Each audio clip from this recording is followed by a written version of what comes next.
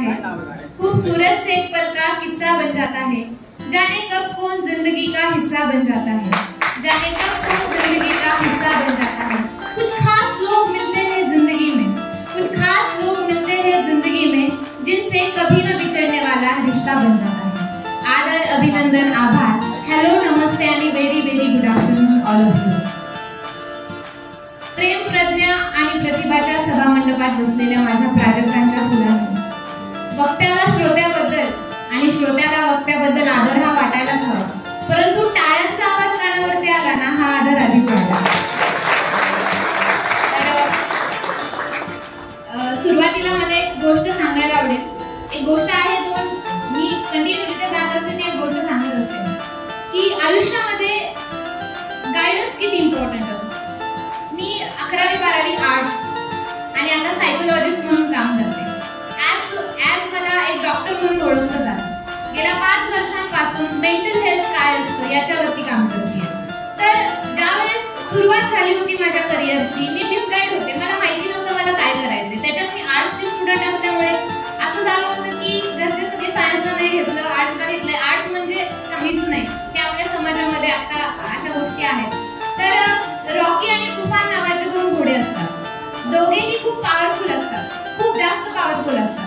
Running मध्ये दोघेही best असतात आणि दोघेही पळायला सुरुवात करतात। दोघे एवढी फास्ट पळायला सुरुवात करतात, पण काही काळाने काय होतं, रॉकी जिंकतो आणि तुफान हरतो। आता हे जिंकणं हरणं कुठं आलं बघून? तर रॉकी हा ट्रॅकवर पळत असतो आणि तुफान हा मोकळ्या मैदानात पळत असतो। ऑब्वियसली ट्रॅकवर पळतोय म्हणून कुठेतरी जाऊन तो ट्रॅक संपणार आहे आणि माणूस जिंकणार आहे। आपल्या लाईफ मध्ये पण असंच होतं, आपल्याला जर योग्य गायडन्स नसेल ना, आपण नुसतं पळत राहतो, इकडून तिकडे, तिकडून इकडे, इकडून तिकडे, तिकडून इकडे। आणि ही जी स्टोरी होती ना सर, ही स्टोरी मला ज्यावेळेस तुम्ही पहिल्यांदा वक्तृत्वाच्या बॅच मध्ये, दुसऱ्या बॅच मध्ये मी सांगण्यासाठी समोर आले होते आणि मी इतकी घाबरले होते, मला ही स्टोरी सांगता आली नाही। त्याच्यात माझा फोन वाजायला लागला आणि मी गोंधळून गेले, थँक्यू म्हटले आणि चालत जाऊन बसले। तर कॉन्फिडन्स नावाची गोष्ट कसलीच नव्हती, ती आज दीपस्तंभामुळे वाटते माझी। दीपस्तंभासाठी एक छोटंसं उदाहरण देईल आणि मी थांबेल, जास्त खूप जणांना बोलायचं इथे, आपण कधीतरी निवांत बोलूया, गप्पा मारूया। तर सूर्य जर असा म्हणायला लागला की उद्यापासून मी उगवणार नाहीये, उद्यापासून मी येणार नाही, उद्यापासून माझं अस्तित्व संपणार आहे, तुम्ही काय करणार?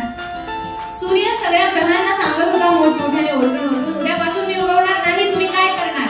सगळे हतबल झाले, सगळे शांत बसले, कुणी समोर येणार, कुणी काय बोले ना, कारण प्रकाश तर कुणाकडेच नाहीये।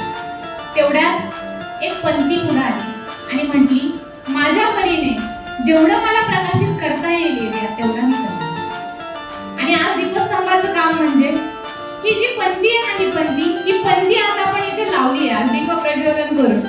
कदाचित आपण सगळं काही प्रज्वलित नाही करू शकत आहे, पण ती पंथीचा जो भाग आहे तेवढा पुढे येऊन आपला दीपस्तंभ करणार आहे। आणि या दीपस्तंभासाठी जेवढी मदत लागेल, जे काही मी करू शकेल ती सगळी करेल। जाता जाता मला एवढंच सांगायचं आहे, गेले 5 वर्ष झालं मी युथ जनरेशन साठी काम करते। परवा माझी एक मीटिंग झाली पुण्यामध्ये, त्यामध्ये एक व्यक्ती आहे, सोशल वर्क ते करतात, वस्तींसाठी वगैरे काम करतात, वस्तीमधल्या लोकांसाठी। तर 2000 लोकसंख्येची वस्ती आहे पुण्यातलीच आपल्या, तिथे गेल्या 2 वर्षामध्ये 35 सुसाईड झाले, युथ जनरेशन ओनली। मी गेले 5 वर्ष झालं युथ जनरेशन साठी काम करते, माझं वय 21 आहे आणि 11वी 12वी पासून मी ते काम करते। ज्यावेळेस आपण स्ट्रेस मध्ये असतो, डिप्रेशन मध्ये असतो, एन्झायटी मध्ये असतो, त्या पिरियड मध्ये काय होतं की आपल्याला समजत नाही, गायडन्स नसतो, आसपास व्यक्ती नसतात, कदाचित असतात पण आपण त्यांच्यापर्यंत अप्रोच करू शकत नाही। तर त्यांच्यासाठी आपल्याला पुढे एक होऊन काम करायचंय। दीपस्तंभाने ह्या गोष्टींसाठी पण आपल्याला पुढे जाऊन काम करायचंय, कारण कुठेतरी ह्या गोष्टी आपल्याला समोर दिसायला लागल्या तर माणसाला एक वळण दिसतं, एक रस्ता दिसतो आणि त्या रस्त्याने चालण्यासाठी आपल्याला एक काहीतरी वाट सापडते। तर त्याच्यासाठी मी सगळ्यांना थँक्यू पण म्हणते। फक्त माझं एक मत आहे की युथ जनरेशन कडे आपण सगळ्यांनी मिळून लक्ष देणं इम्पॉर्टंट आहे, कारण जर आजचा युथ घडला तर उद्याचा भारत चांगला घडणार आहे। आणि आपण काय करतो, लहानपणापासून ते बाळकडू आपल्याला पाचता येत नाही, 11वी 12वी पासूनच ते बाळकडू आपल्याला पाचता आलं पाहिजे, कारण झाड मोठं झाल्यावर जर तुम्ही त्याला वळण देत असाल तर त्याच्या फांद्या तोडाव्या लागणार आणि ते आपल्यासाठी योग्य नाही। त्यामुळे आपण प्लॅटफॉर्म होईल भविष्यामध्ये